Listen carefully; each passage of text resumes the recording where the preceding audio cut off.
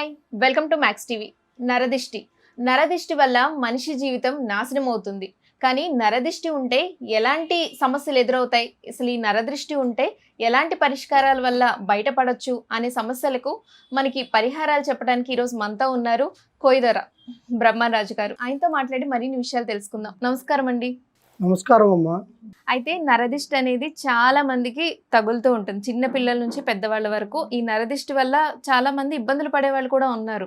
అసలు ఈ నరదిష్టి అనేది ఎందుకు ఉంటుందండి, దానికి పరిష్కారాలు ఏంటి నరదిష్టి వల్ల? ప్రజలందరికీ నమస్కారం.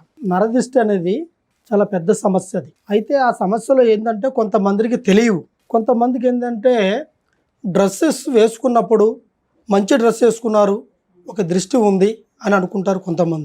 కొంతమంది అలంకరించుకొని నగలు వేసుకొని ఉంటారు, ఆహా ఇతను బాగా ఉన్నాడు అనుకుని కొంతమందికి ఆ విధంగా నరదిష్టి అనేది అనుకుంటారు. కానీ యాక్చువల్గా నరదిష్టి అనేది ఎలా ఉంటుందిరా అంటే అది కంటికి కనిపించదు, ఎదుగుదల మీద పడుతుంది. మనిషి ఎదిగే ప్రతి ఒక్క విషయం మీద కూడా ఆ నరదిష్టి ప్రయోగం పడుతూ ఉంది. దానివల్ల మనిషిలో ఉన్న ఆలోచనలు, తన ప్రక్రియతో చేయాల్సిన కొన్ని పనులు కొన్ని ఆగిపోతుంటాయి. తన మనసులో అనుకున్న విషయాలు కూడా కొన్ని దగ్గరకు వచ్చినవి కూడా దూరం అయిపోతుంటాయి. ఒక మ్యారేజ్ కావచ్చు, లేదా తను ఏదైనా ఒక ముఖ్యమైన పని విషయంలో చేయాల్సిన విషయం కావచ్చు, ఏ విషయమైనా సరే మధ్యలో ఈ నరదిష్టి వల్ల ఆగిపోతూ ఉంటాయి. కానీ కొంతమందికి ఆ విషయాలు తెలియవు. అయితే ఈ నరదిష్టి వల్ల ప్రాబ్లాలు ఏమొస్తాయిరా అంటే ముఖ్యంగా తను చేసే వృత్తిలో బతుకుదరువు వ్యాపారము ప్రతి ఒక్క విషయంలో సాగుతున్నప్పుడు 10 మంది జనాభా వచ్చి తీసుకొని సంతోషంగా పోతుంటారు, వ్యాపారం జరుగుతూ ఉంటుంది. ఆ టైంలో అకస్మాత్తుగా అనుకోకుండా కొంతమంది మనుషులు వస్తుంటారు, వాళ్ళ నేత్రం పడుతుంది. ఆ నేత్రం వల్ల ఏమవుతుంది అంటే ఆ బిజినెస్ డెవలప్మెంట్ కాదు, దాన్ని కన్ను దిష్టి అంటారు. దానివల్ల వ్యాపారం అధికారంలోకి రాదు, వచ్చిన లక్ష్మి కూడా నిలకట్టు ఉండదు, ఎంత సంపాదించినా కూడా వెళ్ళిపోతూ ఉంటుంది. సంపాదన తక్కువ అవుతుంది, వ్యాపార అభివృద్ధి తక్కువ అయిపోతుంది. దానివల్ల ఆ మనిషి పడ్డ నరదిష్టి వల్ల ఆ వ్యాపారంలో కూడా ఎదుగుదల తగ్గిపోతుంది. అది ఒక వ్యాపారానికి సంబంధించింది. అదేవిధంగా ఆరోగ్యానికి సంబంధించిన కొన్ని విషయాల్లో వస్తుంటుంది.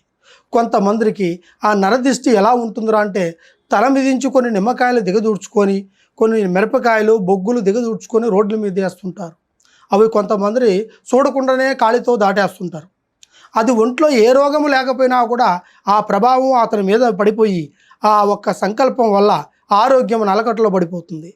దానివల్ల అతని ఆరోగ్యంలో ఎదుగుదల లేకుండా పోవడం, కంటికి నిద్ర లేకుండా పోవడం, దీన్ని ఒక దృష్టి ప్రభావంగా భావించి మన వాళ్ళు కొంతమంది దానికి దృష్టి ఉందని చెప్పి చూస్తూ ఉంటారు. అదేవిధంగా కొంతమందికి అలంకరించుకొని కొంతమంది బయటికి వెళ్తుంటూ ఉంటారు. ఈ బయటికి వెళ్ళే దానివల్ల ఈ నరదిష్టి వల్ల తన దగ్గర లేకపోయినా కూడా తను ఆలోచించుకున్న విషయాన్ని బట్టి దాని ప్రయత్నం చేస్తుంటారు. కానీ ఏ ఒక్క సమస్య ఉన్నా కూడా ఇటువంటి సంకల్పాల నరదిష్టి ఉన్నప్పుడు స్వామివారిని వచ్చి సంప్రదించండి. ఖచ్చితంగా దానికి మేము పరిష్కారం చెప్తాము. ఆ పరిష్కారం ద్వారా మీరు అన్ని విషయాలు పొందవచ్చు.